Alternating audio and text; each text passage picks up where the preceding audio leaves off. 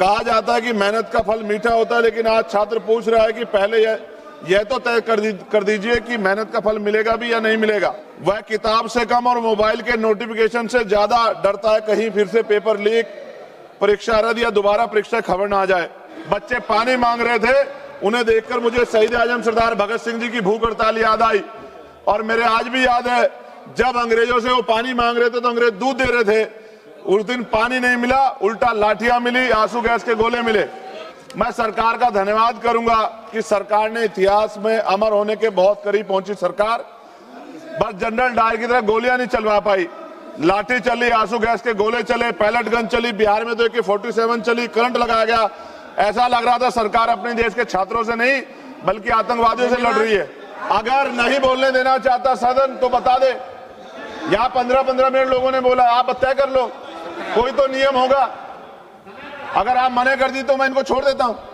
सबसे पहले मैं उन 20 से ज्यादा बच्चे जिन्होंने आत्महत्या की, नीट की इस व्यवस्था से पेपर लीक जो हुआ उसके कारण, मैं उनका आदरांजलि पेश करता हूं और उनके परिवारों को प्रकृति संबल दे ऐसी कामना करता हूं। और जब मैं बात शुरू कर रहा हूं तो ये कहूंगा कि अच्छा लगेगा अगर देश के प्रधानमंत्री उन बच्चों को के परिवारों को बुला के संबल दें, उनके दुख को सुने। सभापति जी, आज देश का छात्र पूछ रहा है क्या उसकी सफलता उसकी मेहनत तय करेगी या पेपर लीक गिरोह। कहा जाता है कि मेहनत का फल मीठा होता है, लेकिन आज छात्र पूछ रहा है कि पहले यह तो तय कर दीजिए कि मेहनत का फल मिलेगा भी या नहीं मिलेगा।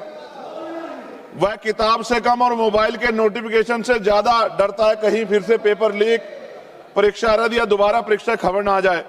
सरकार कहती है सब नियंत्रण में है, लेकिन अगर ऐसा है तो बार बार व्यवस्था विफल क्यों हो रही है।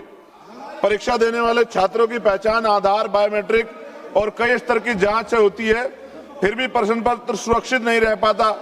यदि लाखों छात्रों की पहचान सुरक्षित की जा सकती है तो प्रश्न पत्र की सुरक्षा क्यों नहीं की जा सकती। पिछले कुछ वर्षों में NEET, UGC NET, CUT, JEE, UP में UP police constable, UP PCS, UP TET के पेपर लीक हुए हैं और तकनीकी गड़बड़ी, परीक्षा रद्द, मूल्यांकन विवाद और OMR और स्कैन कॉपी से जुड़ी शिकायतों ने लाखों छात्रों का भविष्य बर्बाद किया।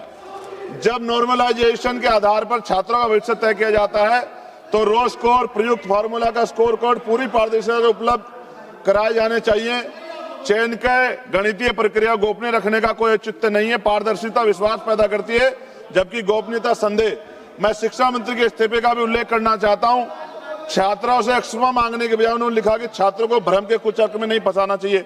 मैं पूछना चाहता हूं, भ्रम में छात्र हैं या बार बार विफल होने वाली व्यवस्था। इस पेपर लीक और भर्ती घोटाले के विरोध में 20 तारीख को जो छात्र सड़क पर उतरे थे, मैं स्वयं उस आंदोलन में मौजूद था। लाठी और आंसू गैस गोले चले, बच्चे पानी मांग रहे थे, उन्हें देखकर मुझे शहीद आजम सरदार भगत सिंह जी की भूख हड़ताल याद आई। और मेरे आज भी याद है, जब अंग्रेजों से वो पानी मांग रहे थे तो अंग्रेज दूध दे रहे थे।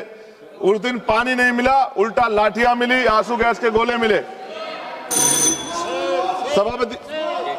सभापति जी, बच्चे धुएं में अपनी सांस नहीं ले पा रहे थे।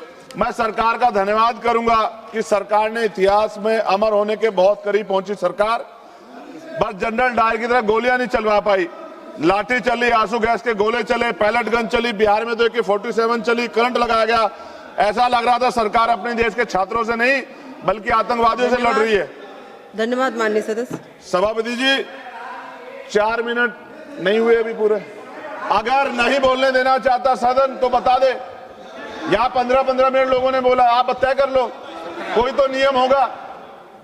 अगर आप मना कर दी तो मैं इनको छोड़ देता हूं, लेकिन अगर आप पूरी बात करने देंगे तो कोई बात नहीं। कंप्लीट कर लीजिए। चलिए।